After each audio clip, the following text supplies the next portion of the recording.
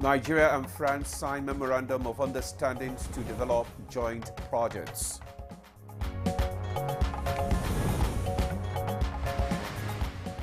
President Bola Tinubu departs France Monday for Cape Town, South Africa, to co-chair the 11th session of the Nigeria-South Africa Binational Commission.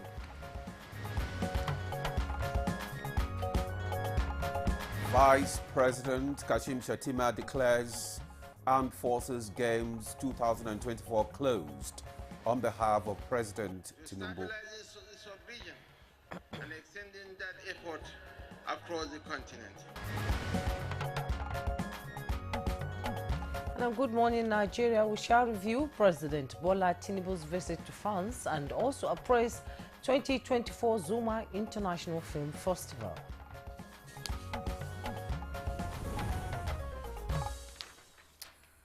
President Bola Tinubu woos French investors to Nigeria's untapped agricultural sector and enjoins them to maximize Nigeria's warm investment climate. As the President of France, President Macron, affirmed commitment to enhancing cooperation in food security, energy, solid minerals, education and defense. The French-Nigeria Business Forum promises to invest more in food security in Nigeria. And still talking about the Business Forum, the opening of the branches of Bank UBA and Zenith Bank in Paris, France, according to President Bola Tinubu, is a further testament to Nigeria's flourishing financial sector. And also, President Bola Tinubu enjoined French investors to take advantage of Nigeria's vibrant, educated youth population and their disposition to be trained in various areas of entrepreneurship. And he also told President Tinubu also invited French investors to explore opportunities that abound in our solid mineral sector here in Nigeria. And on security, President Bola Tinubu solicited partnership to address challenges of migration. While still talking security, President Macron also offered to support Nigeria in their fight against insurgency and the militia. President Macron also calls for collaborative growth in creative industries and youth-focused initiatives. Ademola, President Macron also assured of more investment in the solid minerals development after Nigeria Minister of Solid Minerals, Dele Alake, made a presentation at the summit. Well, expectations are high following signing of different collaborations and agreements between Nigeria and France in course of President Bola Tinubu's state visit to France. I am Ademola Adeoye. Good morning and welcome to Good Morning Nigeria, the first in the month of December 2024. And I'm Jumwa Yusuf. We have a second topic as we examine the 2024 Zuma Film Festival. Thanks for joining us on the first episode in December. We are broadcasting live on the network service of the NTA. We'll begin with highlights of the morning news and later newspaper review. But for now, let's join Stella Inamiti for the morning news. Hello, Stella. Hello, Jumai and Ademola. Good morning. Yeah, thank you so much. It's a pleasure. Here is the news.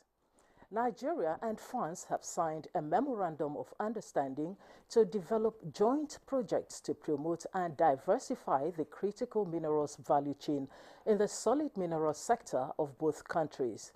In the memorandum of understanding signed by both countries on the sidelines of the official visit to France by President Bola Ahmed Tinubu, both countries agreed to collaborate on research, training and Franco-Nigerian students' exchanges for knowledge and skills transfer. A key component of the MOU is the promotion of sustainable mining activities by executing projects and programs that reduce the environmental impact of mining on carbon emissions. water consumption and climate change. It also includes the establishment of joint excretive and processing projects through co-financing by public and private entities to diversify and secure the supply of critical minerals and decarbonize energy projects critical to the value chain.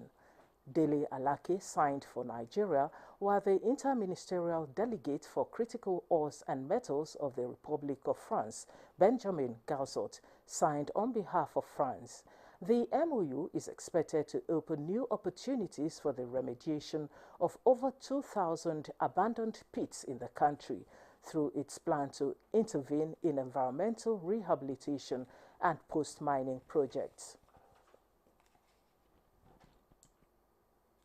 President Bola Tinubu is to leave France this Monday for Cape Town, South Africa, to co-chair the 11th session of the Nigeria-South Africa Binational Commission, BNC, alongside President Cyril Ramaphosa. The session, scheduled for Tuesday, December 3rd, will be preceded by a ministerial meeting today, December 2, 2024, at the South African Parliament building in Cape Town. President Tinubu and President Ramaphosa will engage in substantive talks on a wide range of issues of mutual interest, including bilateral, regional, and international matters, building on the commitments from their June 20, 2024 meeting in Johannesburg, shortly after President Ramaphosa's inauguration for a second term in office.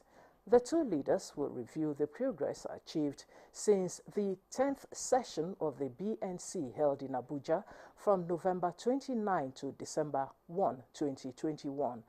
The 11th session of the inauguration of the Nigeria-South Africa Binational Commission will feature deliberations across 8 working groups, each focusing on a specific area of mutual interest. These include political consultations, consular and migration, banking and finance, defense and security, manufacturing, social sector, mines and energy, and trade and investments. A statement by the Presidential Advisor on Information and Strategy, Bayo Onanuga, indicates that at a high-level meeting, officials of both countries will sign several memoranda of understanding, MOUs, and agreements, and the Nigeria-South Africa Binational Commission was established in 1999 to further strengthen the ties of friendship and cooperation between the two countries. The exciting and entertaining 2024 Africa Military Games Abuja, which began 12 days ago, has ended in a grand closing ceremony with Nigeria's president represented by the Vice President Kashim Shettima. He extolled the sacrifice and spirit of African servicemen and women in keeping the continent safe. Nigeria emerged overall winners of the Games with a total of 234 medals. As chairman of the Economic Community of West African States, I reiterate my unwavering commitment to stabilize this region and extending that effort across the continent. I also congratulate all delegates from the participating countries for their exemplary conduct and the immense display of sportsmanship. I must emphasize that in these games, irrespective of ranking or position, every team is a winner. The Academic Staff Union of Polytechnics, ASUP, is set to commence a 2-week warning strike from today, December 2nd, 2024, in protest over what the union describes as unmet, long-standing demands. The decision follows a National Executive Council meeting held in Abuja, where leadership of the union frowns at negligence in addressing issues crucial to the welfare of polytechnic lecturers and institutions. Assessment intervention funds for 2023. The appointment of a rector for Federal Polytechnic One has not been addressed despite our union's demand. Also, the appointment of rectors in the following institutions: Federal Polytechnic Damaturu, Federal Polytechnic Nasarawa, and Federal Polytechnic Oil and Gas Boni, have not been released, even though the process have since been concluded. Kogi State Governor Ahmed Usman Ododo has sympathized with victims of the recent boat mishap that claimed the lives of some passengers who are indigents of Kogi State. Governor Ododo, who expressed sadness over the boat accident, said he was particularly concerned that most of the victims were women, petty traders and artisans who are involved in legitimate business activities to earn a living and contribute to the economy of the state. The governor noted that the waterway linking Kogi and Niger states was becoming increasingly dangerous as a result of frequent boat accidents and called on relevant authorities to ensure that safety measures are put in place to minimize risks associated with water transportation in the country.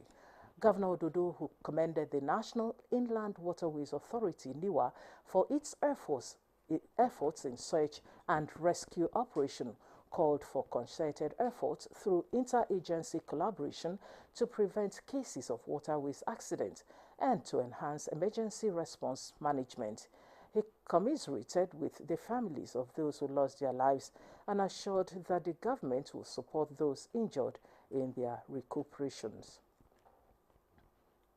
Gloriousness and wonders that resolve the birth of Jesus Christ and its essence on humanity resonated in songs, messages and other colorful activities as the major national broadcasting houses in Nigeria, the Federal Radio Corporation of Nigeria FRCN, Nigerian Television Authority NTA and Voice of Nigeria VON co-organized another annual service of 9 lessons and carols at the National Christian Center, Abuja. This year's edition has the theme, Jesus Our Victory. They rejoice with the exceeding great joy. Let us imbibe the spirit of Christmas, which is of love, of joy, of fellowship and harmony with one another. Jesus is our victory over sin, victory over self, victory over death, victory over Satan, but he's also victory over bodies. And those are the news headlines. Good Morning Nigeria continues with Jumai and Ademola after the break. Hassan, you know that buy something to eat. It's time for lunch. Join us. Hey, Auntie Bola must start working. Hey, did you not see confidential there? I beg you. See, I don't joke with my food. I don't even joke with my personal information more. Things like your name, address, bank account details, and health records are all valuable. You need to be conscious about who has access to them and how they are used when you share them. Remember, if you're an organization that collects or processes personal information, then you are a data controller or processor, and you must register with the Nigerian Data Protection Commission and set up measures to safeguard personal information. And if you experience any data breach or misuse of your personal information, go and report to the NDPC. Beg you, come on in. You're not eating. Bala, we eat. Yeah, what? Oh, yeah, you come on in. NDPC, championing privacy rights. As part of NNPC Limited's digital strategy, which seeks to enhance business capabilities, maximize competitiveness, and drive better performance, NNPC Limited will be transiting to a cloud-based procurement system on SAP Ariba network from the 1st of January 2025. To achieve a smooth changeover, our esteemed suppliers are advised to attend the NNPC Limited Suppliers Virtual Summit on Tuesday, the 3rd of December 2024. Time 10 a.m. To register, please visit www.nnpcgroup.com or send your inquiries to NNPC Ariba at nnpcgroup.com or call 0700 700 6672 between 10 a.m. and 4 p.m. We look forward to doing business with you in the new era. NNPC Limited, energy for today, energy for tomorrow. My champs, they use energy at school. Your champs need nourishing energy. Give them the new and improved Milo at breakfast. It has nutrients that support energy release. Milo!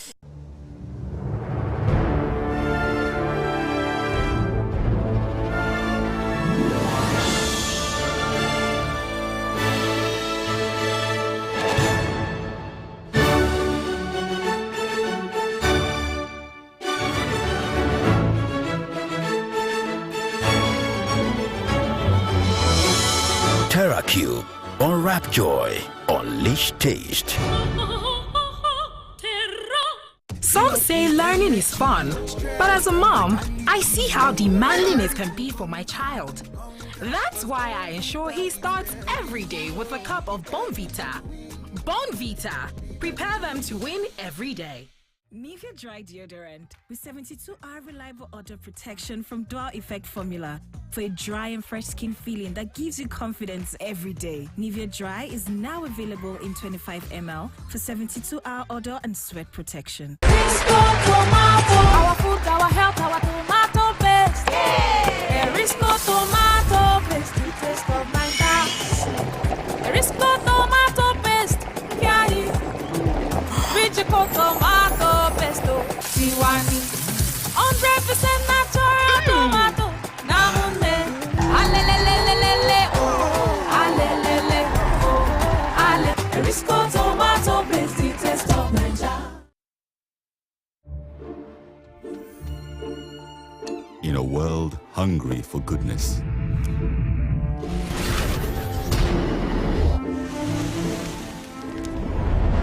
with a splash of golden Terra oil, a mom can transform a frown into a smile.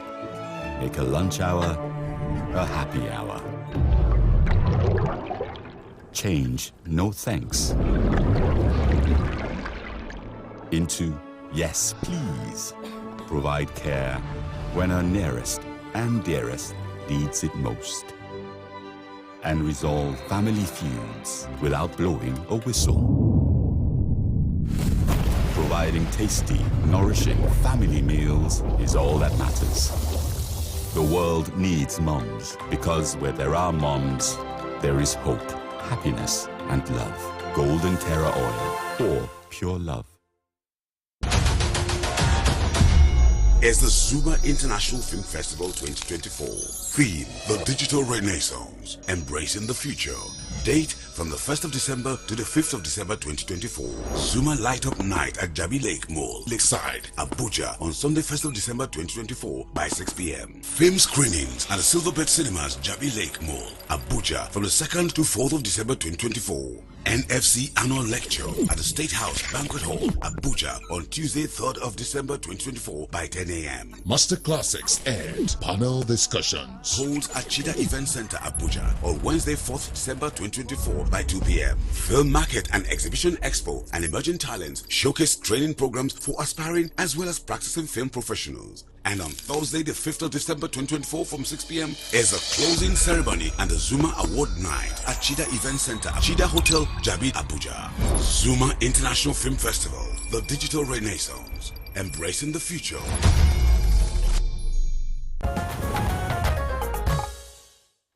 You're welcome back, and it's time for newspaper review.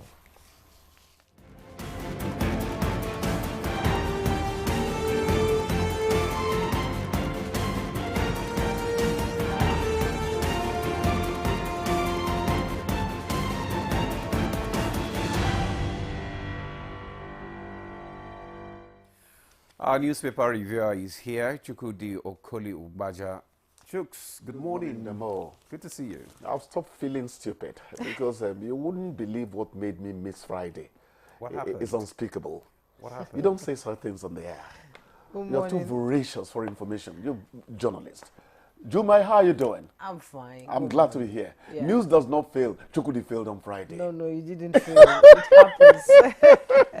Let's quickly go to the review. Yeah, and we'll begin with the Nation newspaper.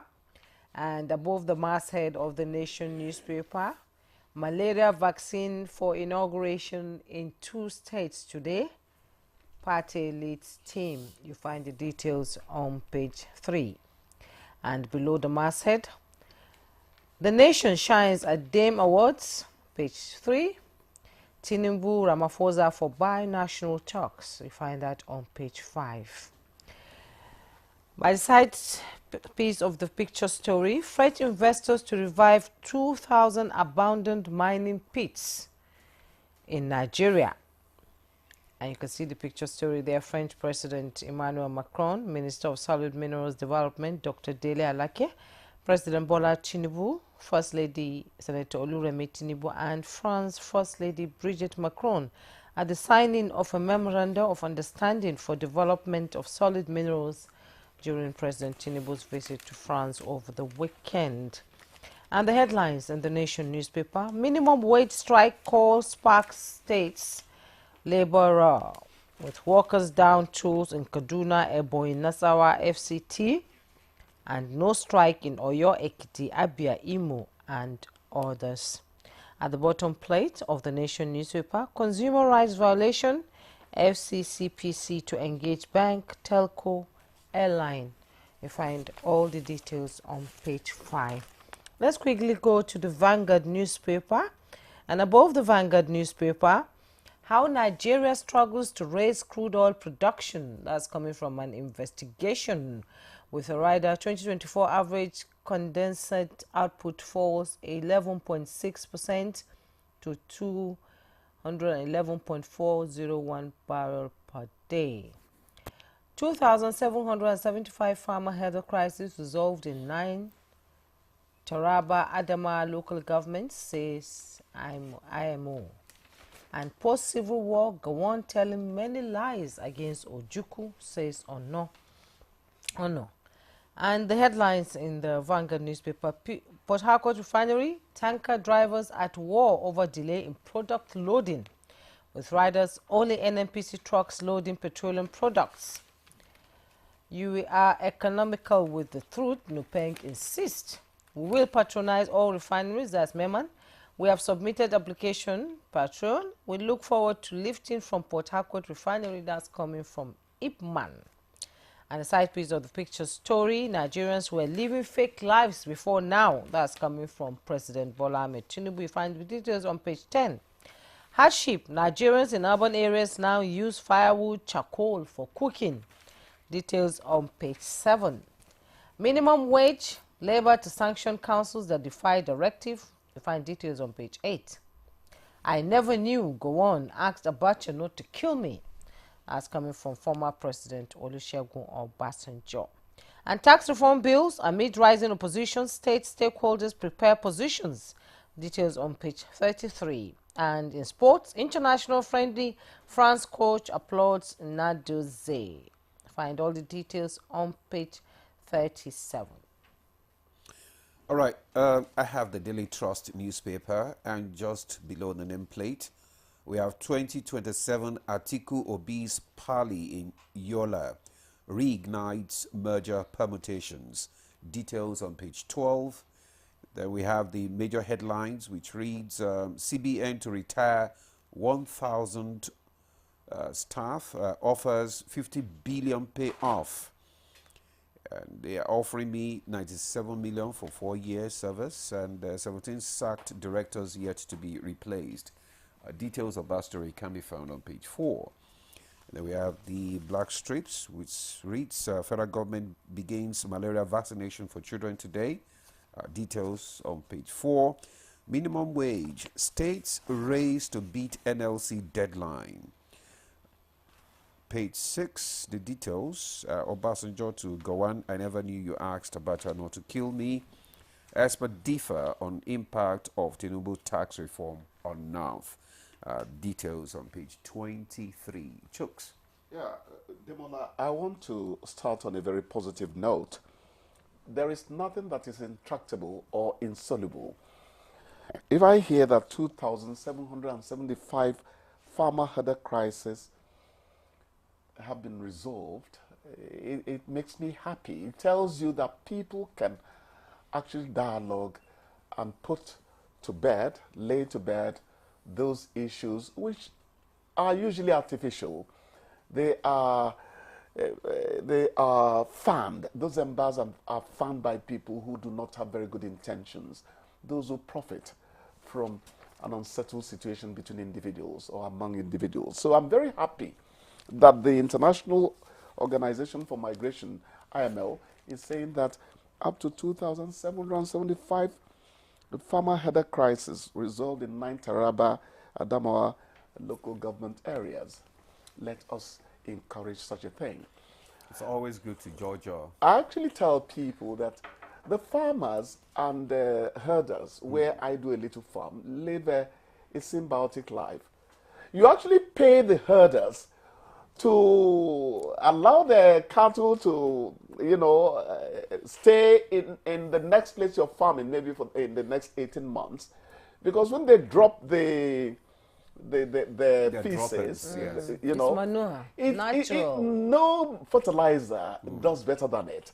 So they can actually live a life that, wash my back, I wash your back. Give and as we take. used to. That give was and how take. it used to be before. That was how we were. We were, yeah. Till external elements, people with no good intentions started poisoning the minds of Nigerians against Nigerians.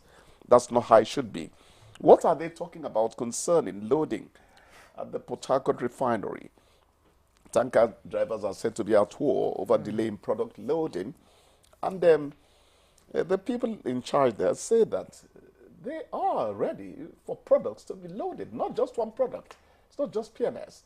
Well, the one thing that happens or has happened is that the suspicion that it was all a farce, it seems to have been doused. It seems really that there are real products there. Nigeria became fertile ground for gossip, PSA and all that. Nobody seems to trust anybody anymore. At all. And that's not how it should be.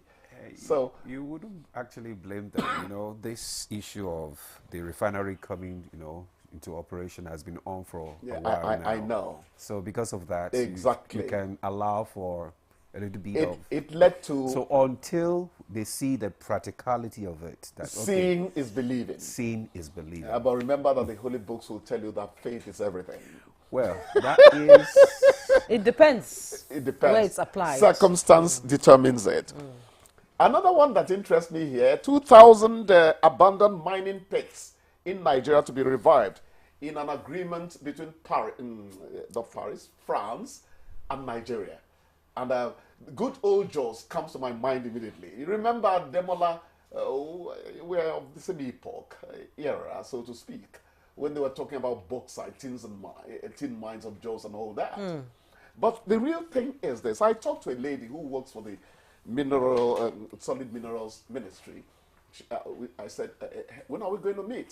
She said, I don't know when the minister is coming back, so I cannot tell you what my time is like.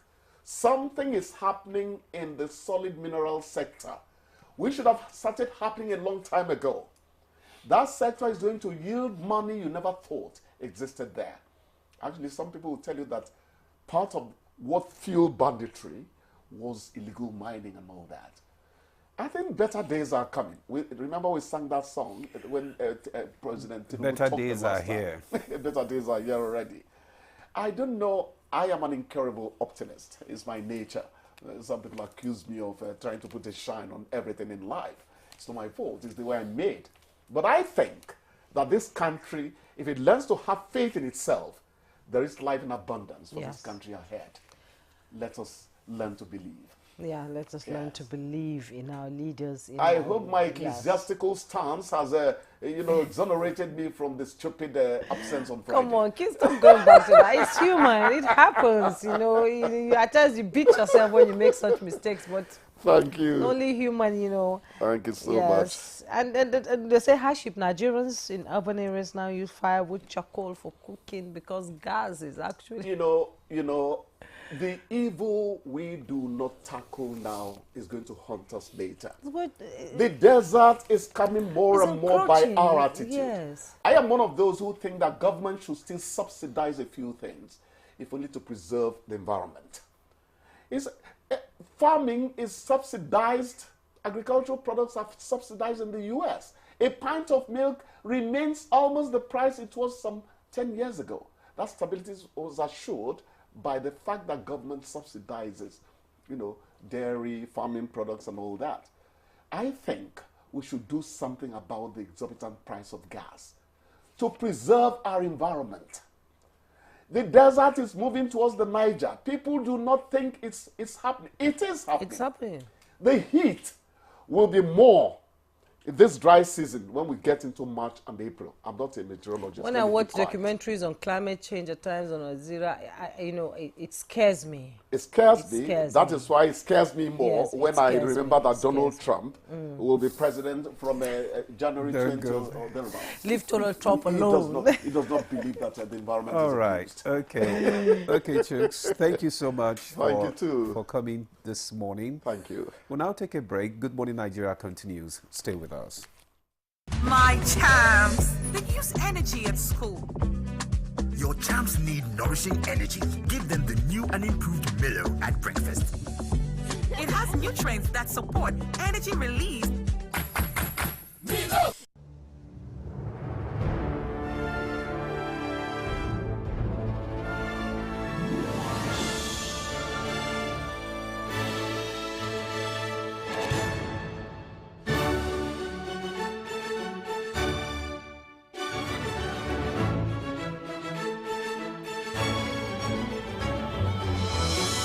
TerraCube.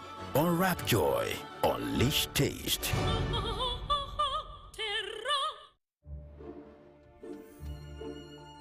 In a world hungry for goodness,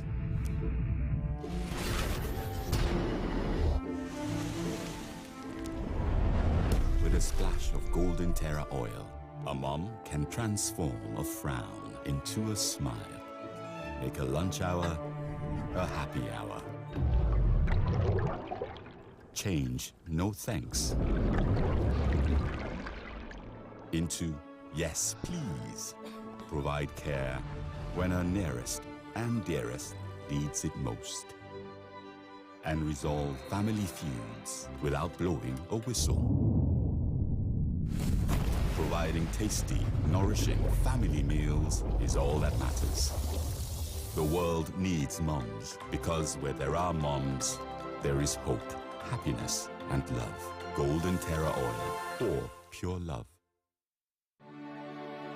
At break time, when my champ needs to keep going, he's going to need his favorite snack, containing calcium, iron, and fiber. Milo Snacks, snack of future champions. Milo! Nivea Pearl and Beauty Deodorant. With natural pearl extracts and avocado oils for soft, smooth, and beautiful underarms.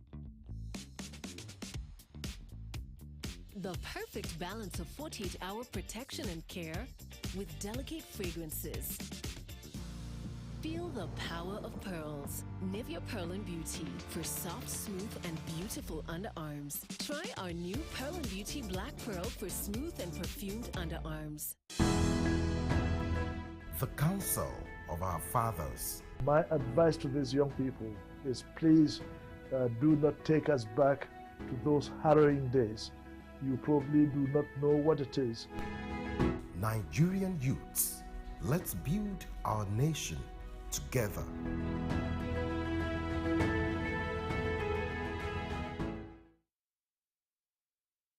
The federal government of Nigeria warns vandals of national assets, electricity transmission towers, cables, and other facilities to desist from this act of sabotage. Vandalism is a serious crime punishable under the law. Vandalizing electrical equipment will affect millions of Nigerians, including your loved ones. Remember that national assets belong to all of us, hence the need to protect them. Report all cases of suspicious movement around electrical facilities to security agencies. When you see something, say something. This message is from the Federal Ministry of Information and National Orientation in collaboration with the National Counter-Terrorism Center, NCTC, Office of the National Security Advisor. For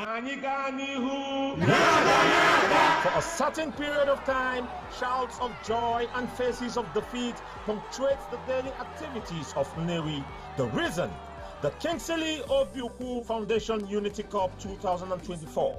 The vision behind the Unity Cup was simply community development and looking at creative ways in which we can reduce the current high crime rate in Newi South. This year's tournament brings together the towns of Amici, Azibu, Ekulumiri, Osumeyi, Ukpo, Akuihedi, Ebenato, Esinifite, Unubi, and Otu. I feel happy, I feel excited. The Foundation's efforts remind us that with vision and dedication, local initiatives can create lasting positive change across Africa and beyond. Join us. Let us move forward together.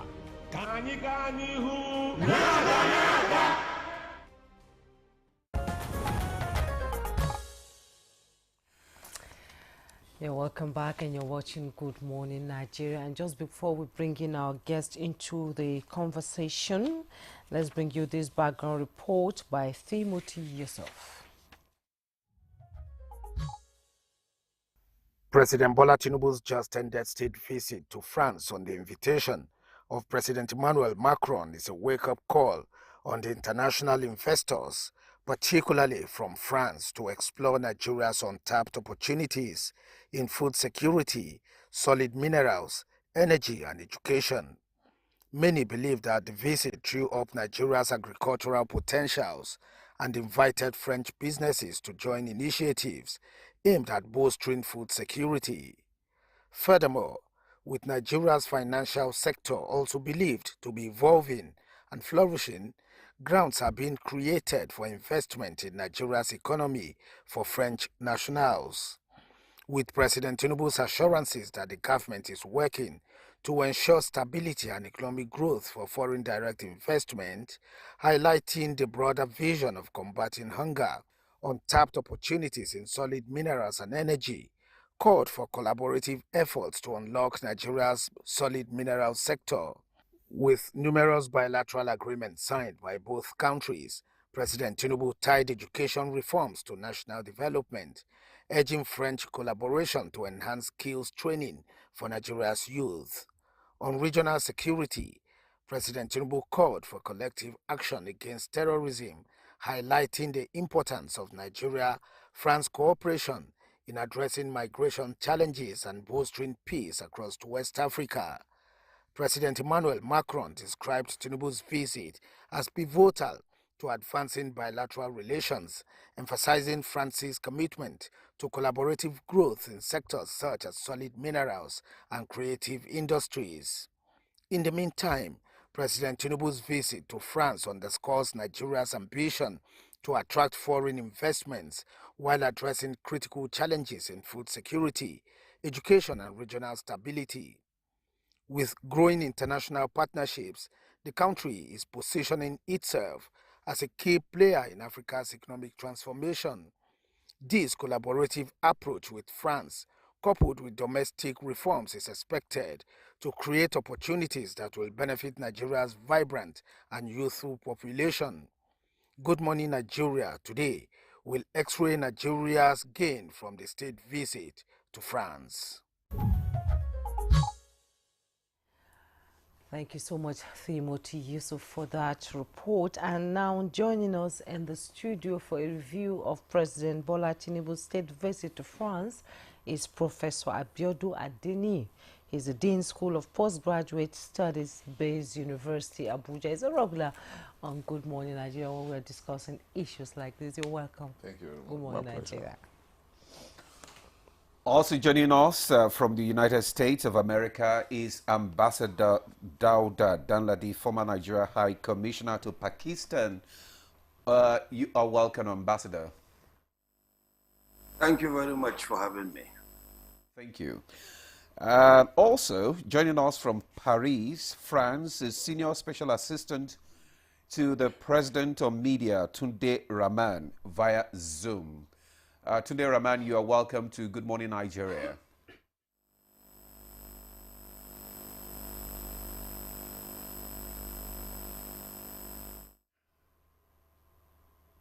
Okay. I think we're still trying to get a clearer picture from Tunde Rahman. Let's start with, Professor.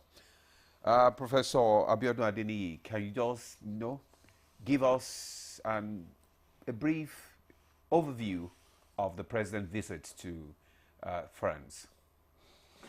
Well, any kind of international visit, visits between states, speaks to bilateral cooperation.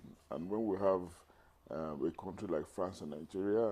Obviously, France, like we know, if I'm not mistaken, is the third strongest economy in Europe, the seventh in the world, an illustrious country. Industrialized, no doubt. Very prominent for so many kinds of businesses and investments.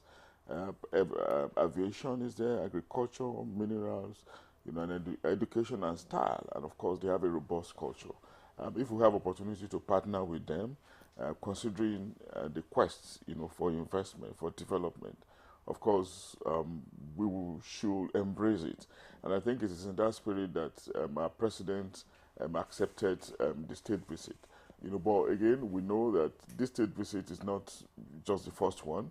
We've had one there was one that the president made to India, and we had it reciprocated, when President Narendra Modi visited us the other day. And of course, we had so many kinds of shuttles like that the president has been doing, consistent with the drive of foreign investment, which is okay, is another, but the other thing we also need to ask is that we should find a way to balance this quest for foreign investment with our own system, with local production and manufacturing, considering how internal arrangements, internal prospecting can be helpful to development.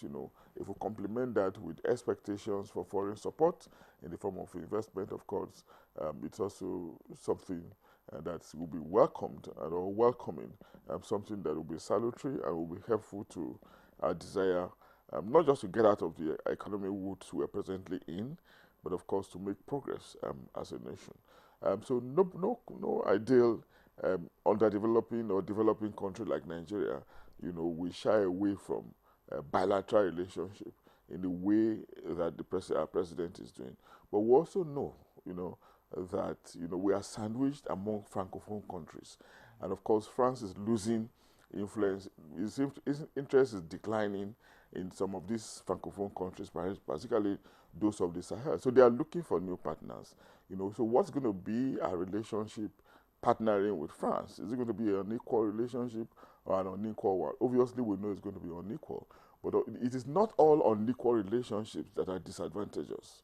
Some can be beneficial, but how we turn this around, how we make this happen, will also depend on the dexterity of our foreign policy going forward. Okay, thank you so much for your opening comment there. We'll continue to go deeper as the program progresses. Now, let's bring in the Senior Special Assistant to the President on Media. Tunde Rahman is joining us via Zoom from France. Mr. Tunde, if you can hear me, you've listened to Professor Abiodun Adeni's opening comments there. Now, you have been on ground throughout the state visit by President Bola Ahmed Tinubu to France. Can you give us a breakdown of what went down during the visit? And because we hear that there are a lot of talks about education, security, agriculture and all that, just give us a breakdown of what actually went down during the state visit. Thank you very much. Let me be sure that you are getting me well first. Are you getting me well? I'm getting you well. Thank you very much. First, from the get-go, the importance of this high-profile visit by Mr. President Bola Ahmed Tinubu, on the invitation of the French President, Emmanuel Macron, had been clear, and the issues to be addressed were also clear. I say this because there was an op-ed, an editorial that was put out by the two leaders even before the conference. And in that editorial, they spoke of, their readiness to collaborate on issues and challenges affecting their two countries. For instance, issues on having education for all, universal, stronger health system, and the issue of sustainable, and legal, as well as, getting a just representation for Africa at the Security Council. So from the word go, the agenda was so clear: address the issues of climate change, instability in the Sahel region, and the express commitment to stand by this, to address this debate. Hello? Uh-huh. So from the get-go, the agenda was so clear. And the two leaders also, reaffirm their commitment to addressing these issues as equal partners on the basis of the strategic economies of each of the two countries, in their bilateral agreements. So it was so clear. And what came to fore, right from the very moment the president arrived at the Orly airport, is the power of friendship. You see Macron, who had been, friend with President Tinubu right from the time he was in Nigeria. About the time the president was governor of Lagos State. So he rolled out the drums, roll out the proverbial red carpet to receive the president on arrival on Wednesday, November 27. The elite Republican Guard, were on stand. And then the next day again, Mr. President and his wife were also received in a similar fashion by the military with full honors. So it was so clear that that visit was important to President Macron, as it was also important to President Tinubu. So from there they went to sign an agreement. The agreement in the areas of addressing insecurity, ensuring education for all, and in order to further investment in agric. There were certain clear benefits from this trip.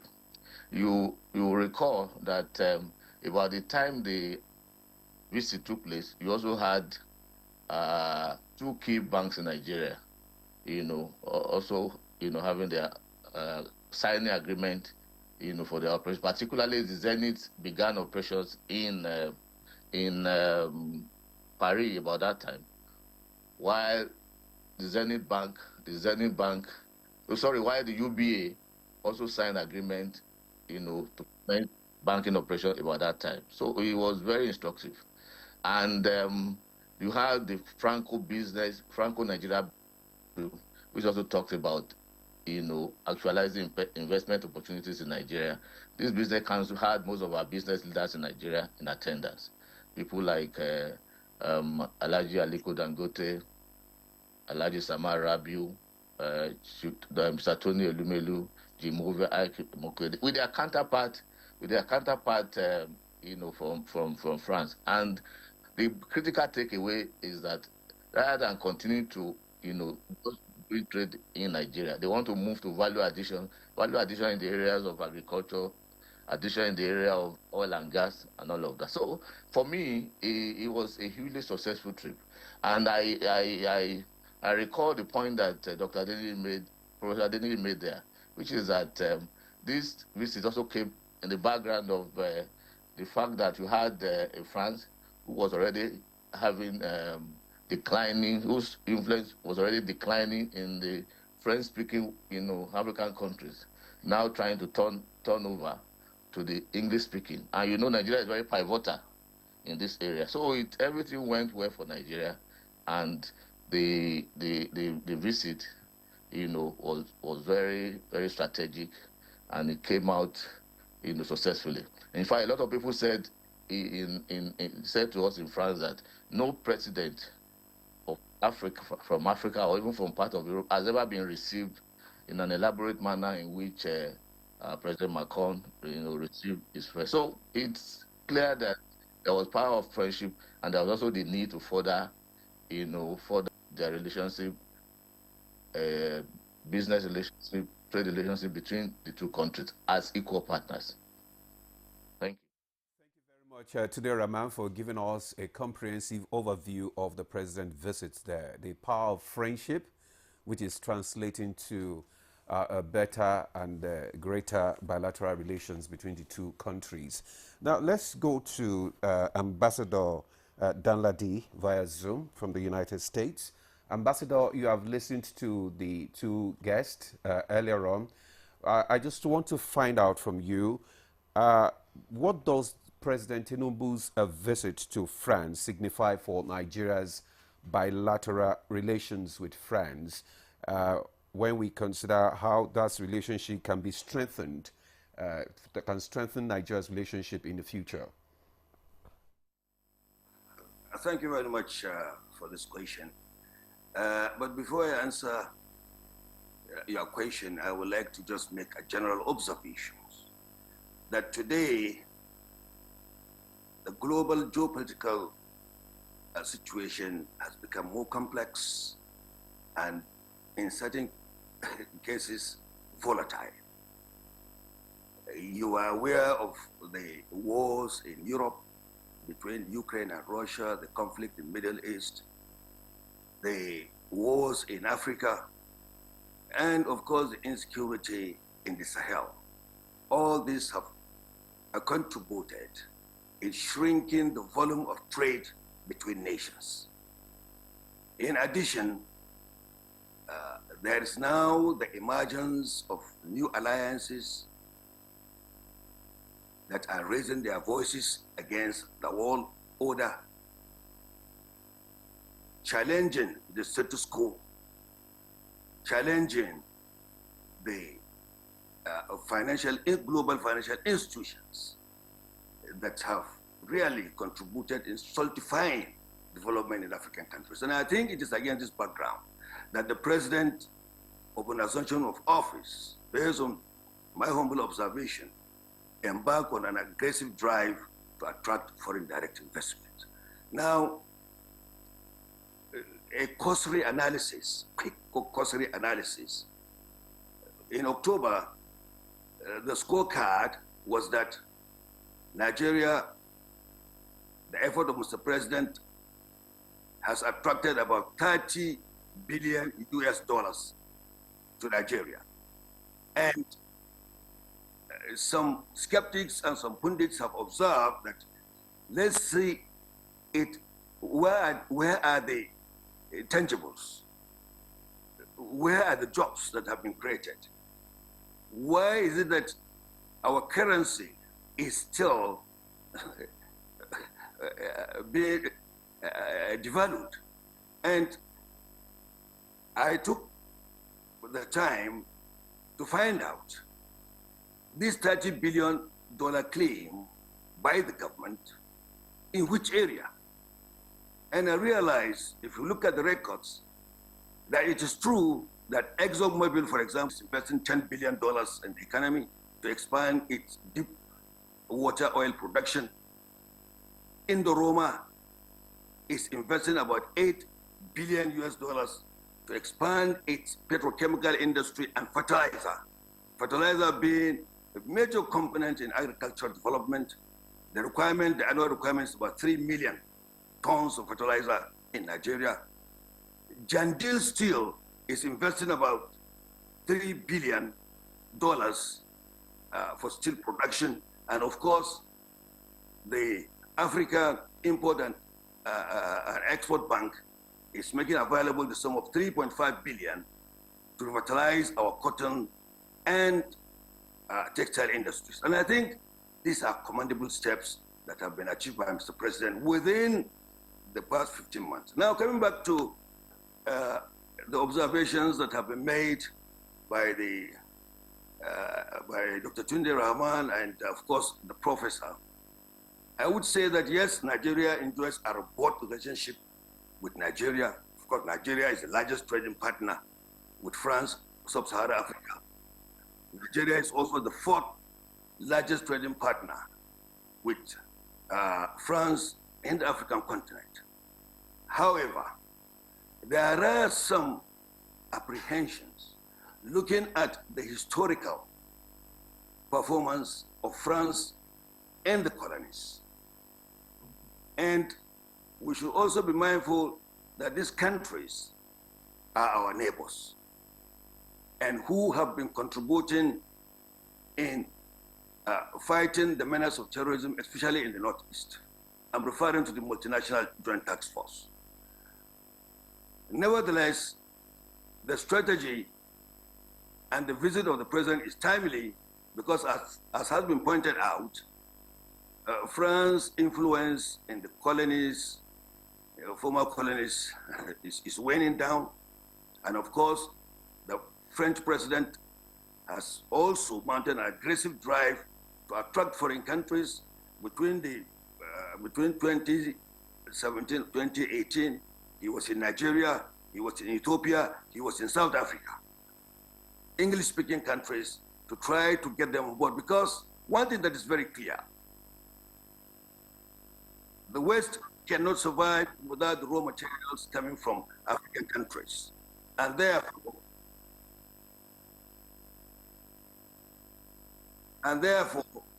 I strongly believe that this visit is strategic, and it is my hope that the deals that have been signed, especially the infrastructural development deal.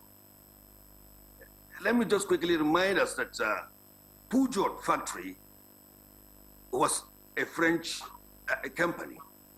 And I do hope that it has been factored, a revival of that industry has been factored, so that we do not spend our money importing expensive SUVs abroad while we can develop our automobile industry. Secondly, in the areas of defense cooperation, security cooperation, I do hope that, and I strongly believe that business will not be as usual, where we know the historical antecedents of French bases in these our neighboring countries, and that it will be a strategic partnership that would develop our local defense industries, as well as providing us with the technology that we can menace of terrorism. Now, going forward,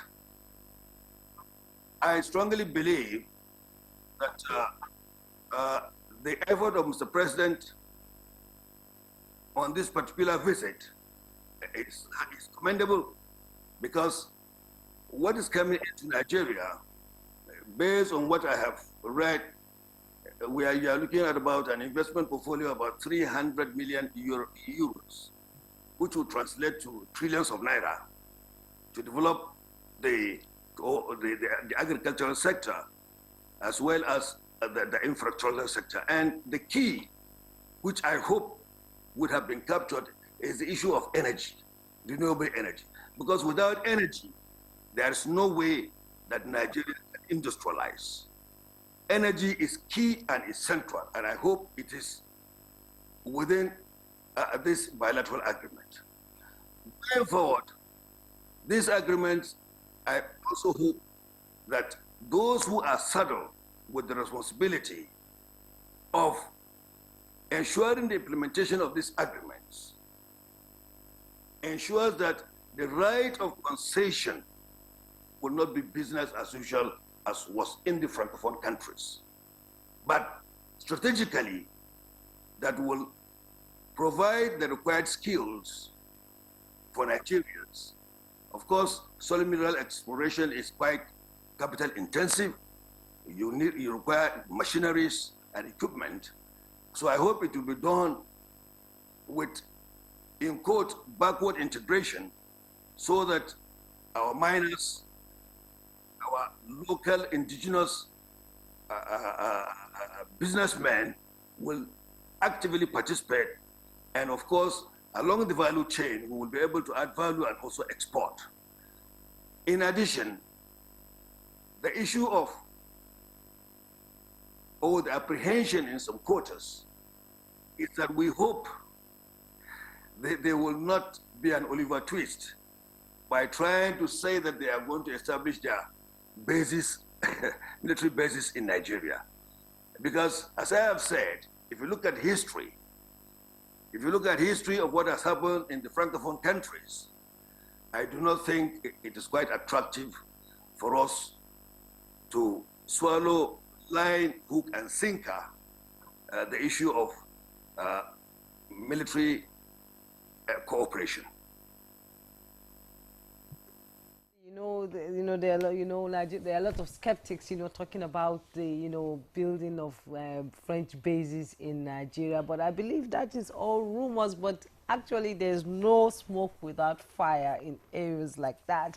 Thank you so much for your, update on the president's visit and the bilateral relations between Nigeria and France. We've had a long history, of relationship between Nigeria and France. And this time around, these are two friends talking, two friends who understand the problems of Nigeria. And I believe as ECOWAS chair, Professor Adini, as ECOWAS chair, France is trying to bring, to have talks with Nigeria, maybe in a way the Sahel regions that have broken away from ECOWAS will be brought back to the negotiating table, because I believe there's still hope that they are not gone altogether, they are still there. So in this, as part of this state visit, can you give me your opinion on the immediate, short and long-term gains of this visit? Because France is saying it's going to support Nigeria, in being a representation of Africa at the United Nations Security Council, which people think it's about time we have an African nation on the Security Council. So what do you think? Absolutely. The gains, of course, like the previous speakers have said, the gains are multi-leveled, we can put them in different categories. Political gains, economic advantages, cultural. And we saw culture manifesting very clearly from that trip. Tunde Rahman was very explicit in his narration, how the president was received. And of course, we saw the tweets in broken English, we saw the music, we saw the reception. We saw the Pequot speakers. Yeah, we saw all of that, Yeah. And of course, do not forget, one of the values that France subscribes to is culture, tradition, discipline, style, civilization, and of course, in modern times, technology. Going from their history, from the French Revolution, that stabilized them and made them a prosperous nation, even up to the economic prosperity that they have witnessed over the years. It doesn't matter that some other countries have also surpassed them, but they remain a world power and a country to reckon with in Europe. So that significance, there is a traditional one. And of course, it is countries like France that look for outside influence. That's why they were in Africa, and that's why they were dominant in the Sahel. That's why they were largely in bed, so to say, with Francophone countries. But now that interest is declining on account of the revolt of some of these countries, so to say. And that's where I wanted to say that, again, Nigeria will have to be tactical, a little bit careful in navigating that mix. Remember, these countries are severing ties with France, literally, and now we are befriending France. And again, we are trying to cut these countries to return to ECOWAS. So some deftness will be required here on the part of the president, who is the leader of ECOWAS. But I know that international diplomacy, of course, global changes, like the ambassador said, is very complex, and so many complexities, so many things are involved, requiring the need for you to be able to think on the go, deploy diplomacy, excellent, as much as possible. We are moving away from the time of war. War has led us, conflict has not led to any kind of crisis resolution like we see in recent times, and like we are presently seeing between Russia and Ukraine, in the Middle East, and everywhere else there is conflict. War has never been the solution, even though the human psychology, often pushes nations to get down to the battlefield, but it has never been productive. Diplomacy has been, the most noble resort, and that's what we need in the circumstance. That's what we expect the Nigerian nation, under the leadership of President Bola Ahmed Tinubu, and particularly as ECOWAS chairman, to deploy, in this mix. And let's not forget also that traditionally, we are closest. Before now, we've been very close to Britain, Great Britain.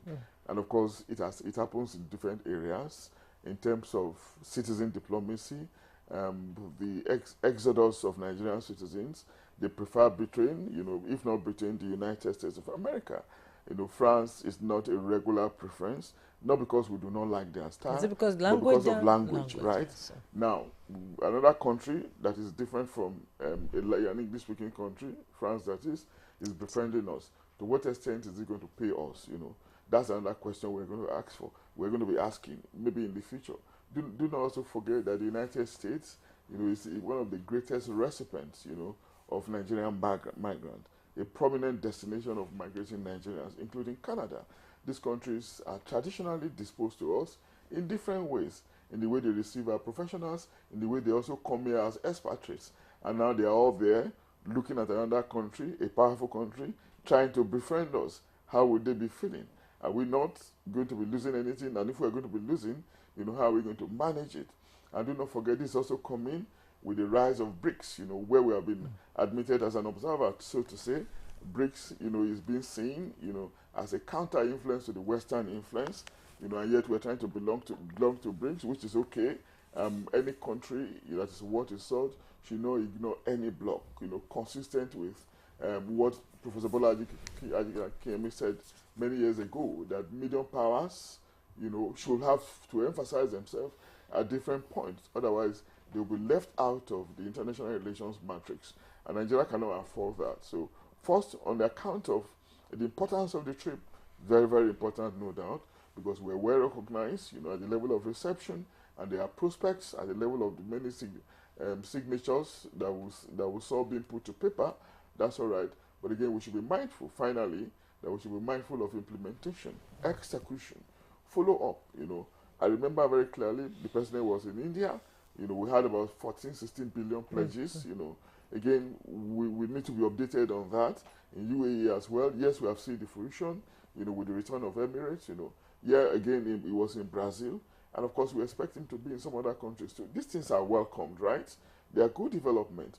But of course, it will not be okay if they are just optics, things that just happened without us being mindful of implementation, execution, so that we can actually hit the 1 trillion economy that the president desires for us. And taking 100 million Nigerians out of poverty. Out of poverty. Implementation is key, actually. Yeah, say again? Implementation is key, and that is what the problem we always have in this country. All right. Yes. Thank you very much, Professor Adini. You have raised a lot of issues here concerning Nigeria's relationship with other countries as well, that we hope that this will not actually have a negative impact on the relationship with other countries, because just like Ambassador said, so new alliances are emerging. Let's go to Tunde Rahman now and find out. Tunde Rahman, you have listened to Professor Adeni's view concerning this relationship that is, building, a fresh and stronger relationship that is building, and also the problem of implementation. I want to find out from you. You've said that Nigeria signed several agreements, business with the banks and all that, in the banking sector, in the cultural sector and all that. So will this actually be well implemented, going by all the other signed agreement in the past with other countries? What steps do you think should be taken now to ensure that all these visits, they materialized? Thank you very much. I'd like to take it from the sentiment, the fears expressed by the ambassador with respect to what has happened in the Francophone West African countries with respect to their relationship with France. I must say that I also share, those fears too. But my sense is that perhaps the French government has realized their mistakes, and they are trying to review and to restart all over in the new relationship with the English-speaking. I said this because, as we say, once bitten, twice shy. So I want to believe that there's going to be a change of heart. And two things are very instructive. Number one, in the agreement signed by the two leaders, it's also clear that they stated clearly that they emphasize their strategic autonomies, meaning that within the sphere of influence, within the areas of within the vocal areas of the two countries, their economy will be unquestionable. Number two, there was also this commitment to getting international bodies to ensure fair implementation of humanitarian laws, whether we are talking about Gaza, we're talking about Ukraine and those flashpoints. And this is essentially the position of Nigeria. And I even want to say that perhaps it's even the position of Nigeria that was adopted. So those two things are very key. The matter of equal partners, the strategic autonomy, and the fact that what we as a nation, believe it with respect to situations around the world. It's also solutions should be adopted, and the matter of Ukraine and all of that. So having said that, I also want to say that the ambassador, reminded me of what I even forgot about the two agreements that were signed between the Minister of Finance and coordinating Minister of the Economy, Mr. Wale Edo, on behalf of Nigeria, and the Minister of Finance, Industry, and Cooperative of France, I think Mr. Hamad. So altogether, under that agreement, around 300 million euro will be coming to Nigeria in the area of agriculture, in the area of oil and gas value addition. So that's a benefit that will come. And talking about culture, the French president demonstrated clearly that he had internalized our culture because he was in Nigeria, he lived in Nigeria, he worked at the French embassy in Nigeria, and he made very important, friends then. And he speak. Sorry?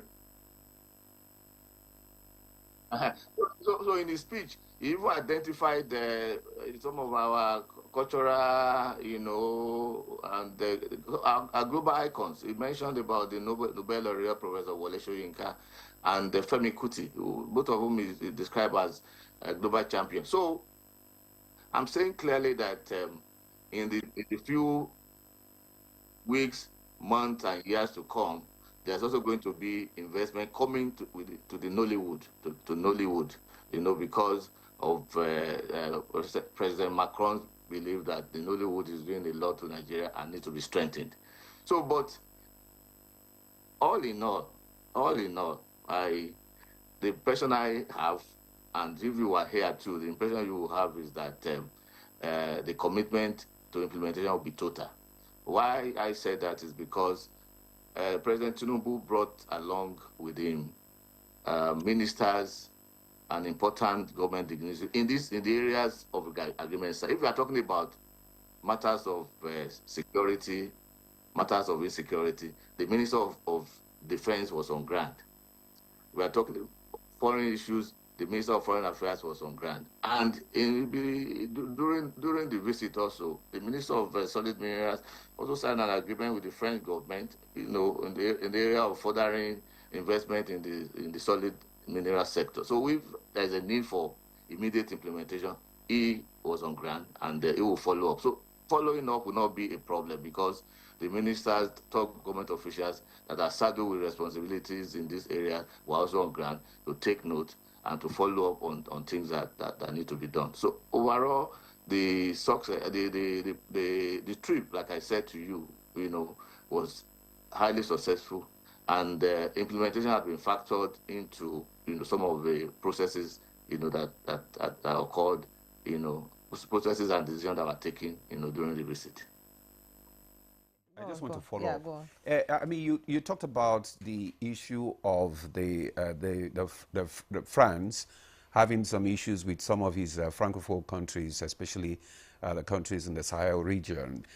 And just like the ambassador said, and Prof, it might, some people have, raised issues that it might, create a kind of a strain between Nigeria and its neighboring countries. Or what's your take on that? I think that that could also be explained by the fact of the respective strategic autonomies of each of the two countries. Nigeria has this relationship with these countries. Some of them are our neighbors, and I do not see, Nigeria trying to further relations, which we have always built anyway with France. I don't see how that would be a problem, to these countries. They also have their power, to determine who their friends will be, in terms of trade, in terms of relations, which is also what Nigeria has done. We share in their sentiment, but that does not mean that we cannot also make our own friends and further trade and relations, with our friends. However, the position of Nigeria as the head of ECOWAS is also clear on these issues. We identify, we sympathize with them, and we're going to also, help to further, externalize their views with respect to, what is important to them. But I do not think that will be a problem in any way. And President Macron recognized the importance of President Tinubu as the chairman of ECOWAS at this time.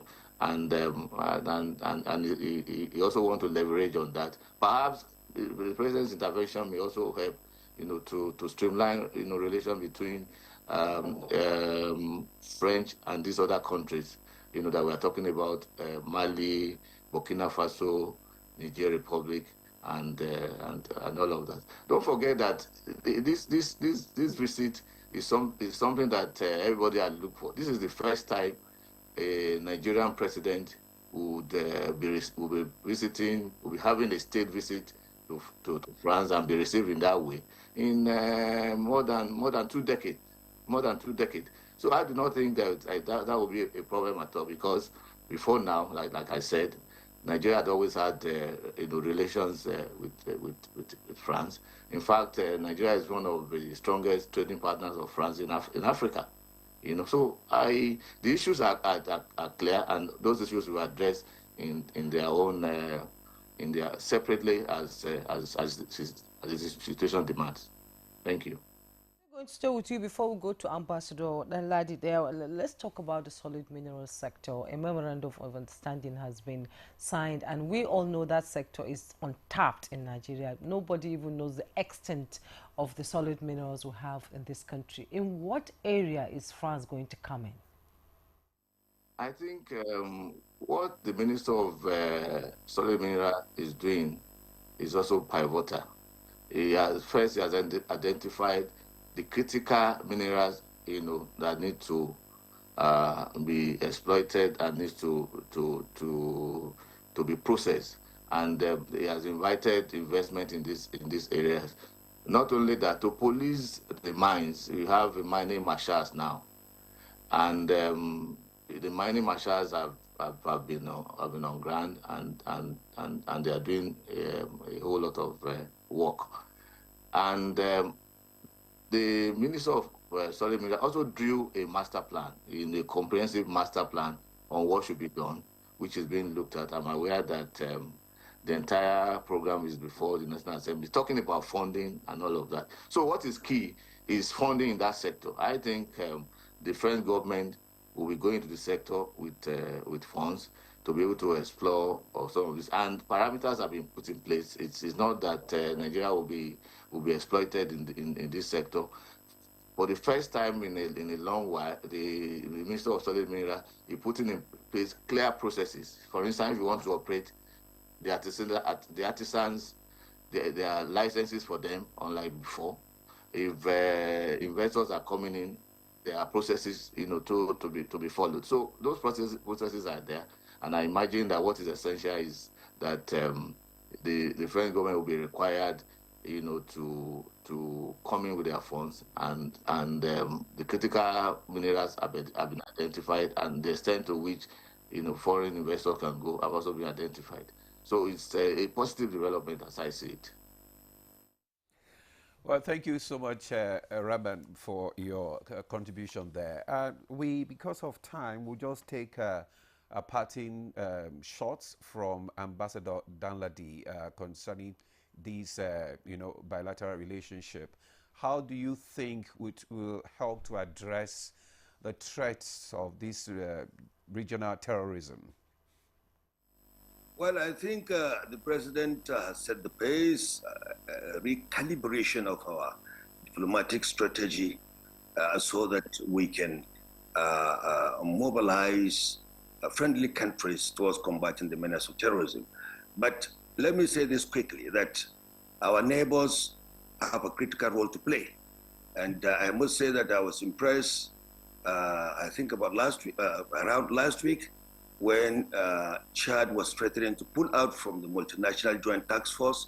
A high power delegation was quickly dispatched to Chad, and I think that situation has been addressed. I would like to say a robust engagement, deeper understanding with our neighbors, to appreciate the challenging dynamics in the international arena, so that we will make progress.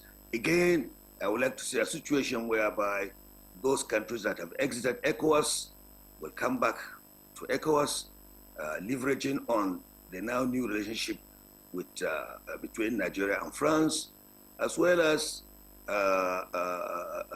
bringing all the implementing agencies to set a timeline, an evaluation mechanism, a monitoring mechanism to ensure that all agreements, bilateral agreements that have been signed, are actually implemented.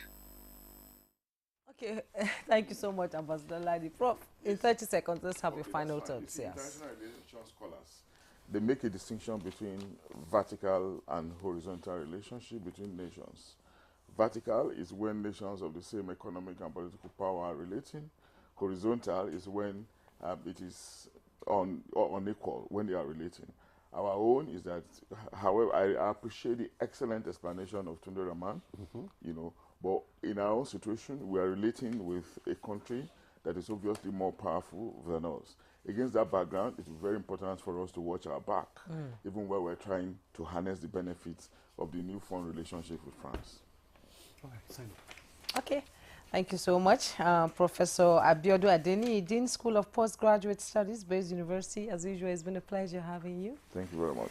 And from the U.S., Ambassador Nta Ladi, former Nigerian High Commissioner to Pakistan, also joined us. Thank you so much for your contribution to the conversation. And Dr. Tunde Rahman, who joined us via Zoom from France, thank you so much for giving us the highlights of the presidential state visit to France and what it means for Nigeria and French relations. Thank you so much. We'll take a break now. When we return, our second conversation on the 2024 Zuma Festival will begin. Don't go. Nigeria, ready to breathe cleaner air and save money? Let's talk about gas. Drive with CNG, the smart, cost-effective choice. Fill up for less and travel further. Save money, save the planet. Switch to LPG for cooking. It's cleaner, healthier, and better for environment. Say goodbye to smoke and eye problems. Do you know Nigeria is a gas nation ranked 9th globally with over 209 trillion cubic feet of gas reserve? Gas isn't just for cooking and driving. It powers industries too. Cleaner, cheaper, and more efficient. And the best part, conversion centers are popping up everywhere. It's never been easier to switch to gas. Join the cleaner energy revolution. Choose LPG for cooking and CNG for your vehicles. Clean energy for brighter future. This message is brought to you by the Office of the Honorable Minister of State for Petroleum Resources, Gas, supported by the Nigeria Midstream and Downstream Petroleum Regulatory Authority, NMDPRA. My champs, they use energy at school. Your champs need nourishing energy. Give them the new and improved Milo at breakfast. It has nutrients that support energy release. Milo!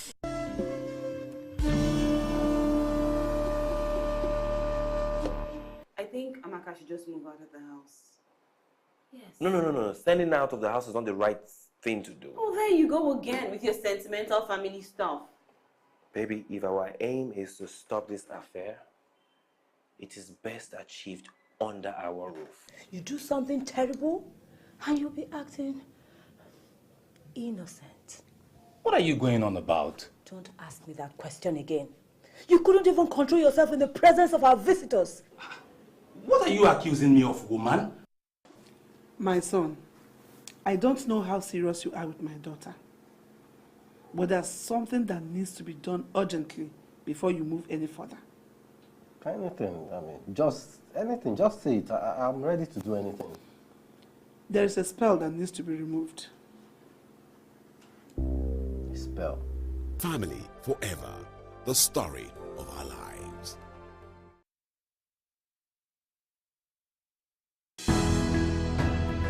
the counsel of our fathers. I will urge and advise our younger generation to use talent and brain to sort out problems, not arms.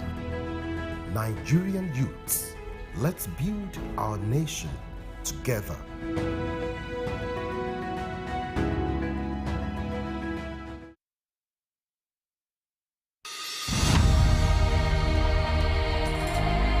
You have to move from the point where you protect and defend your religion to a point where you also recognize the rights of the other person, of the other religion, and protect it.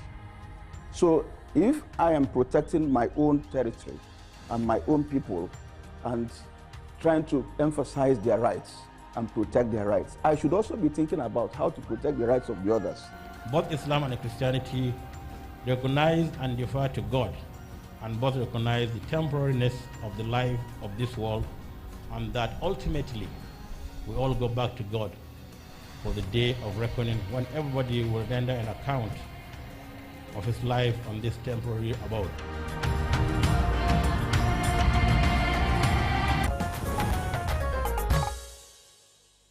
Watching Good Morning Nigeria, and it's time for our second topic of the day, and it's the 2024 Zuma Film Festival. And you know, it aims to empower the next generation of filmmakers, positioning the forefront of global cinematic growth and economic growth here in Nigeria.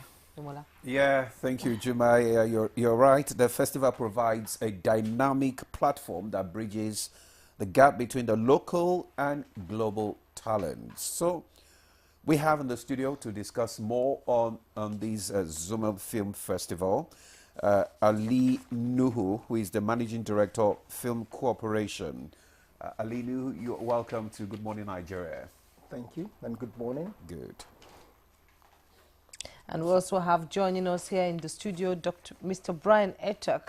He's the Director of Public Affairs, Nigeria Film Corporation. Thank you so much for coming. Thank you very much. And we also have Mrs. Halima Oyalade. She's the Zuma Film Festival Director, Head of Abuja Office, and of the Nigerian Film Corporation. It's a pleasure having you. Thank you very much. At Good least morning. I have another woman to talk to. I'm not alone. Yeah, gender sensitive. Yeah. All right, let's start with the managing director of the Zuma Film Festival. And you know, a lot of people have asked me, what exactly is Zuma Film Festival? What does it represent? And how does it promote cultural exchange and understanding? Okay, yeah, the Zuma Film Festival is actually a platform we decided to provide for the stakeholders in the movie industry, where they get to meet their global counterparts.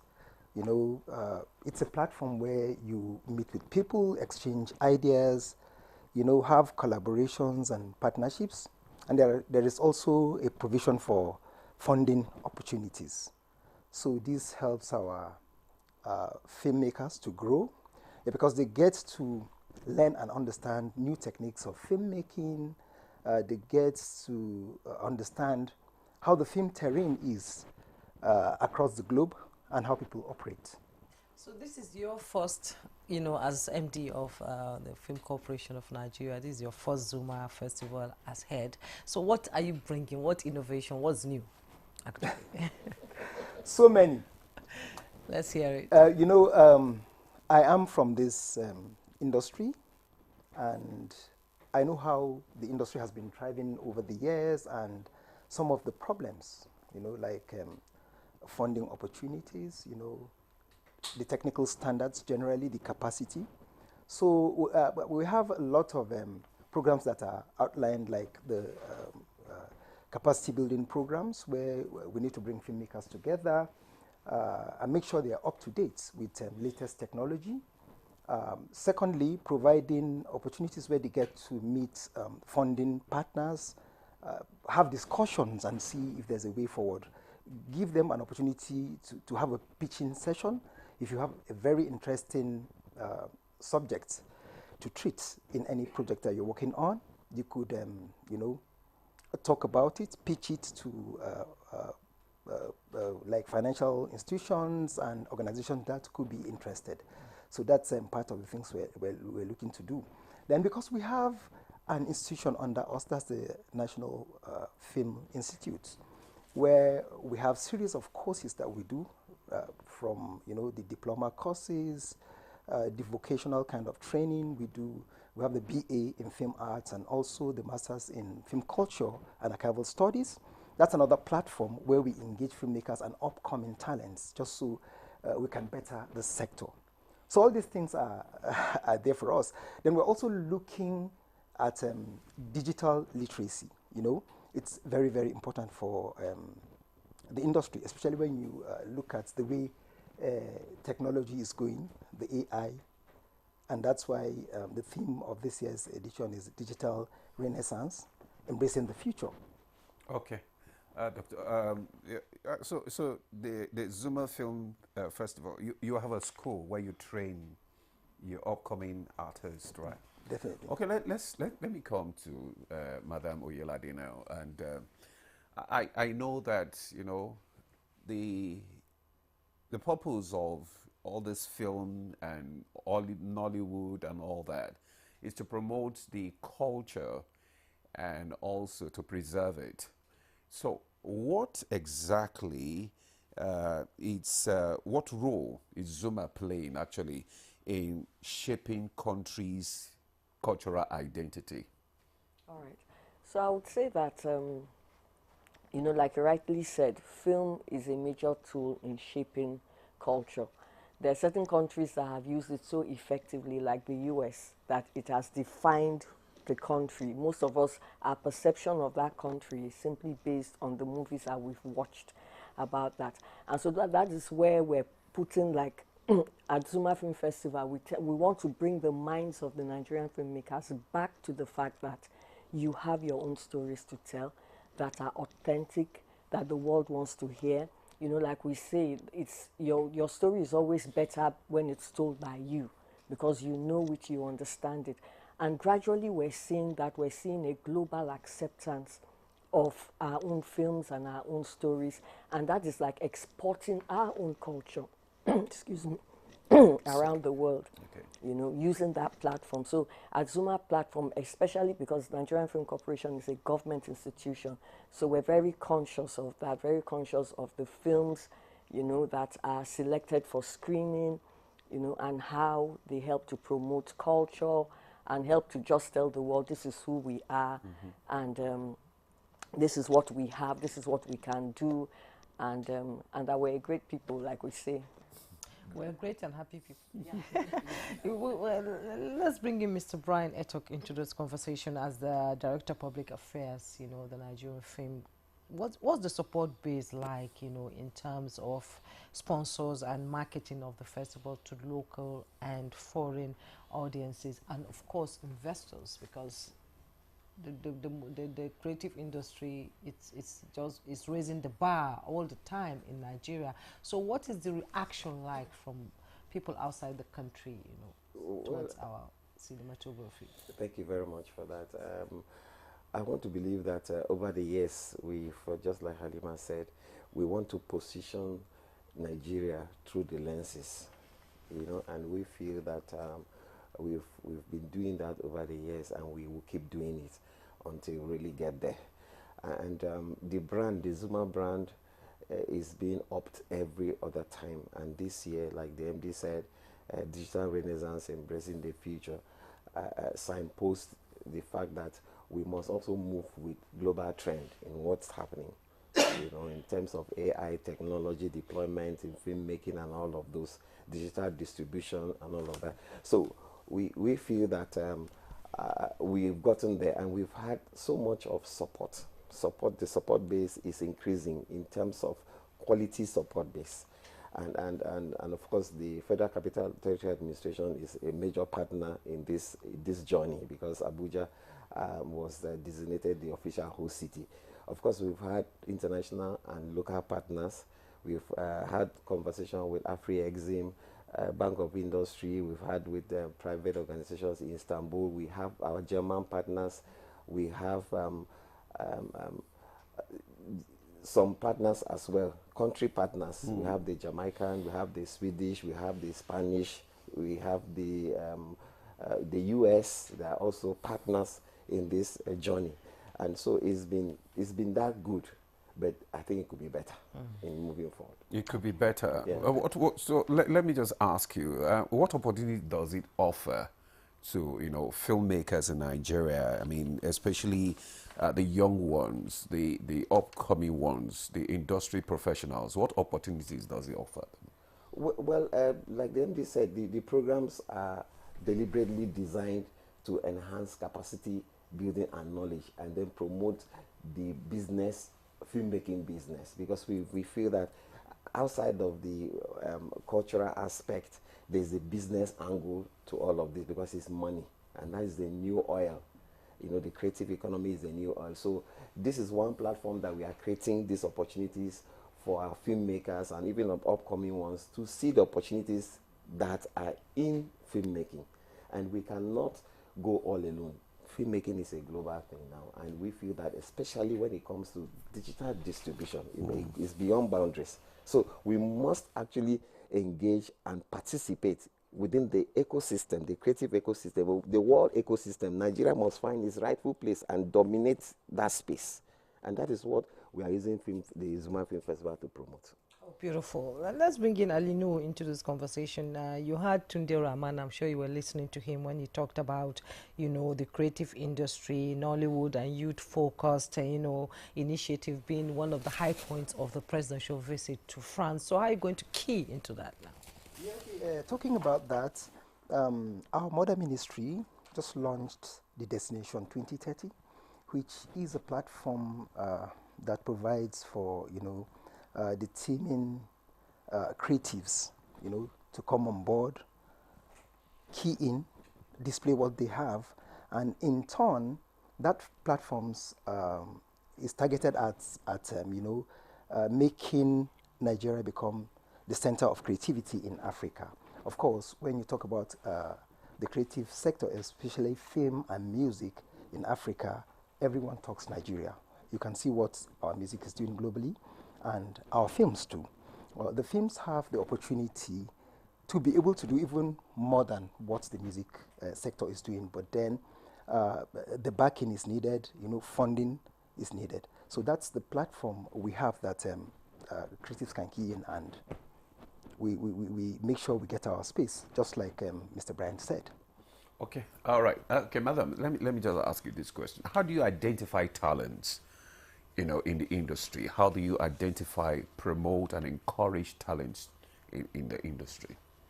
Okay, so let me make it specific to Zuma. Okay, yes. And let me even specific to this edition. So in this edition, we have 3 platforms for young people. The first one is our regular Emerging Talents. That's what we call it. So we bring them together, and this year Canon is supporting us, and for the next 4 days, beginning this morning, they're going to be trained. So they've been selected from people, either they're studying film in a film school or something related, and the whole idea is to, within these 4 days, expose them to new things, new tech, and that's why Canon is coming in. They're bringing equipment, new equipment, showing them, and within these 4 days, they will shoot films, and that's from script to screen. They will write the script, they'll do, and so in that process, we're beginning to identify people that are good at what they do. And like the MD said earlier on, they have an opportunity to pitch, like on the last day in the morning during the producers roundtable. We have producers, we have financiers, we have all that. And the whole idea is to bring some of them that have, that we've identified during this process, and we filtered out as, okay, these ones I have promise, and they have a project they want to work on. And they now pitch. We intend also to train like a pitching session for them, like just to help them know how to pitch. And so they pitch to this group of people that can now help them. And we've talked to some of our partners. When you say pitch, what does it mean? Okay, to sell a project, to sell, yes, we have listeners there. Yes, okay, to sell a project or an idea. And so from there, they can get funding. That's what we want, to get a project that will get funded. Somebody among the producers and directors to take on these young people and say, okay, I'll mentor you through this process of producing this film.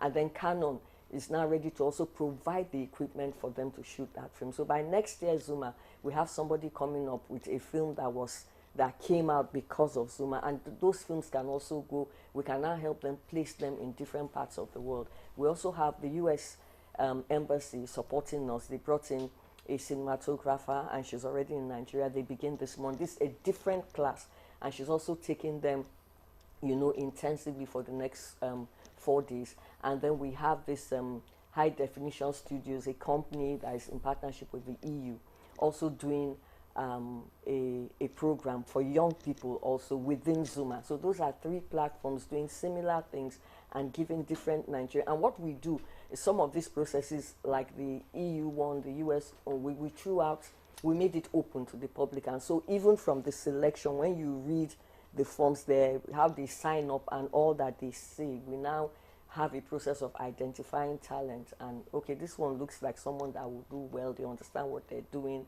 you know, they have good ideas and all of that.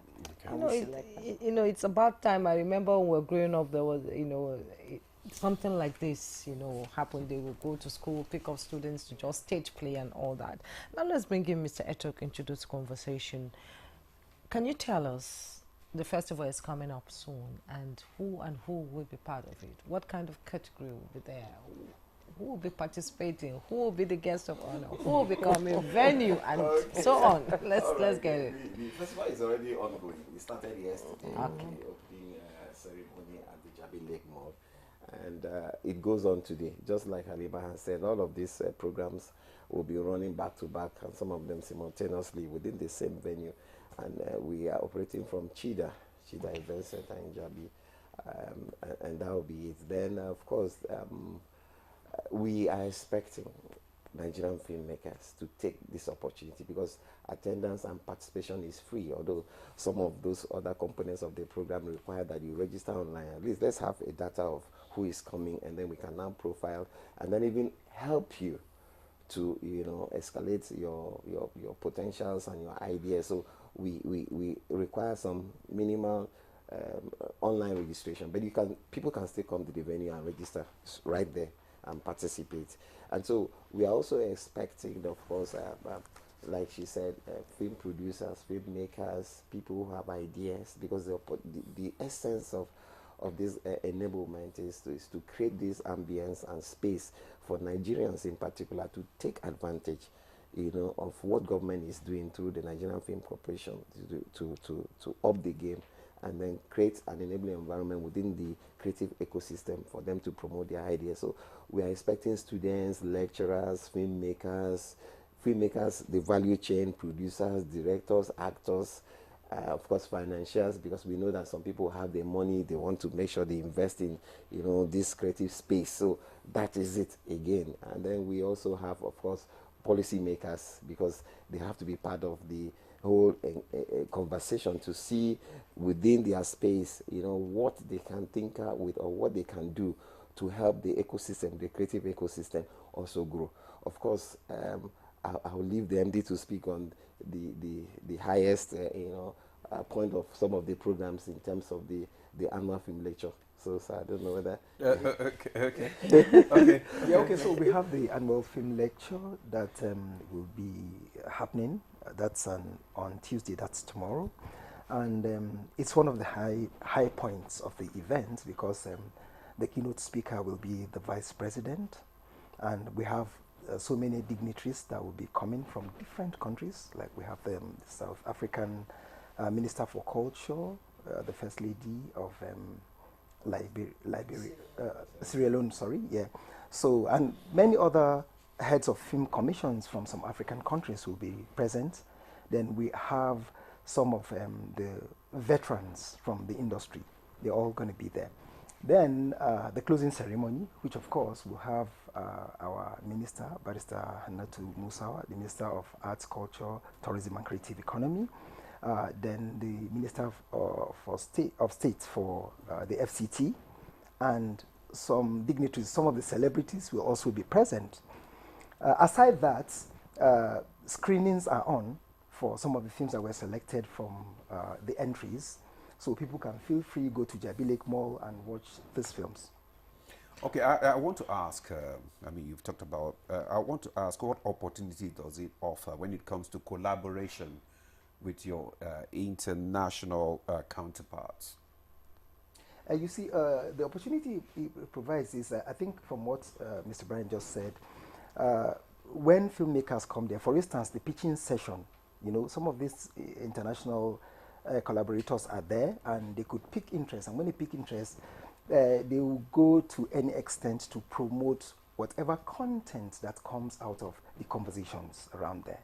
So these are some of the opportunities. Then funding opportunities, of course, because there are certain, for instance, most of the people that have themes that are social related issues in the society, like the problems we have, there are some of these our counterparts that are interested in such kind of subjects, and they go to any extent to fund these projects and push the projects globally. They take them to international film festivals like the Berlinale, you know, the Cannes, and all the other very big platforms that we have. Okay, the film industry have grown over time, and you were part of the from the very beginning. What you grow in the business of filmmaking. So it's like putting a square peg in a square hole when you were appointed. Now, people have been advocating that there should be a film city, just like we have in Hollywood and all the, you know, though there was a lot of brouhaha when it wanted to happen in Kano, but yeah, are you going to look into that, to have a film city where films can be shot on site, on stage, without going to anybody's house to beg for it? Yeah, you know, that's a very good idea. Having film villages or, you know, film studios across the country is one thing that will really, you know, help the sector. Yeah, because most of the times, one of the problems that filmmakers come across is when they're on the lookout for locations. Some people are not very friendly, or sometimes you even shoot in locations that are given to you by people, and there are some conditions, external, aside conditions, external, you know, objects that keep disturbing your activity as you're shooting. So it's good that we have such film villages, but I think we have some private-owned film villages. For instance, Kuli Afolayan has one. Bolali, Austin Peters, there's one in Kwara State. You know, a couple of people are beginning to do that on their own, but the government on its path is trying to do that. We have the Abuja Film Village, right? As you're driving into Abuja, that's one there. Then the Nigerian Film Corporation is, well, it's still under the carpet because we're discussing with a couple of governments to build film villages in about 2 different states. Okay, Madam, let me just ask you, what's your support base in terms of maybe sponsorship and advertising and all that? Okay. For sponsorship and partnership, I would say the FCT is our major partner. They really came on board, I think, 3 years ago as major partners and host city. You know, recognizing the fact that, and this is something that over the years the NFC has tried to do with different state governments. Finally, FCT bought into that idea, and so they are partners, and they support us. You know, they provide a huge amount of support for the festival to go on. And then, of course, like I think the MD has said earlier, and Mr. Brian has said, there are also, we have different partners. Like we have this group, Chocolate City. They came on board and they're doing like a huge media partnership for us. So that's part of the support that they're giving us for Zuma International Film Festival. Then we have other organizations, you know, like banks, foreign missions. Like we talked of the US, the Spanish, the MD has mentioned them earlier, you know, that come on board. So sometimes some of them may not necessarily be monetary support, but they come run programs, or they fly in resource persons. Like this year, the US, the Spanish, they've flown in resource persons, all expense paid, we don't have to do anything. And these people come and, you know, run master classes, engage with our own people, create connections and collaborations, and, you know, business begins, and, you know, co-productions happen and all of that. The Jamaican Film Commissioner, I said, like the MD, said, so many of them, so many countries also coming in, you know, to support what we're doing. and then even industry people that are talented. Like this morning, we have a film finance masterclass by Michael Orret. He's a film finance expert. So we have those kind of experts that come in, and providing their own intellect, their own experience, people that have been in the industry for long, running master classes with the young people and also with the filmmakers. We're creating platforms for discussions, and all of Netflix is one of our major partners, looking at the theme and all the fact that they are a digital platform, where people distribute their films. So they also have been a major support for this thing. And Nta too. And Nta, yes. Nta too. And Nta, oh yeah. And Nta is a major. Oh yes, for the last. The best for last. Yes, it will stick. You're a good PR man. You're a good PR man. Now let's talk about publicity. Yes. We're hearing about some of these things here now. So how have you been able to, educate the public on this film festival? I mean, inform the public that it's taking place. What kind of medium did you use? And how are you? And Nigerians are natural actors, whether you like it or not. Natural singers. Yes, we have a passion for show business. So what are you doing to Don't expose me now. Yeah, passion. And so what are you doing to bring talents on board? Because there are some talents who feel, I might not have an opportunity because I don't have a godfather in the film industry to bring me out and all that.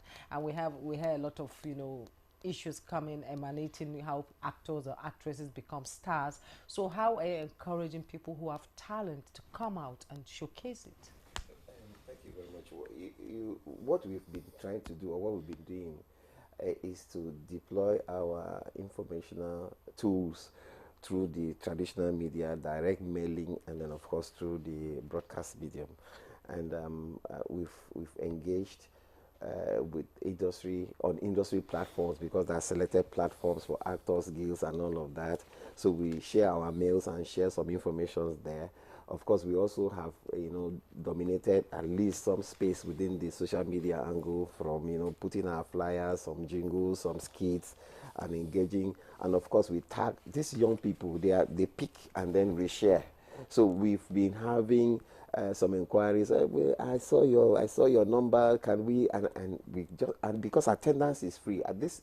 This is a time we don't even charge fee for anything like other film festivals. So because we are driving to get somewhere, and we are feeling that at some point, maybe as we go forward down the road, maybe we begin to charge some minimum fees for certain things. But for now, because it's government-driven festival targeted at developing the ecosystem, we may not be able to make those charges now, because we want a situation where Abuja will be like Cannes or will be like Berlinale. Someday, the whole state or the whole FCT should shut down because there's a festival holding. And that's what happens in other climes. In Toronto, in Burkina Faso, when we had the FESPACO, everybody wants to go somewhere.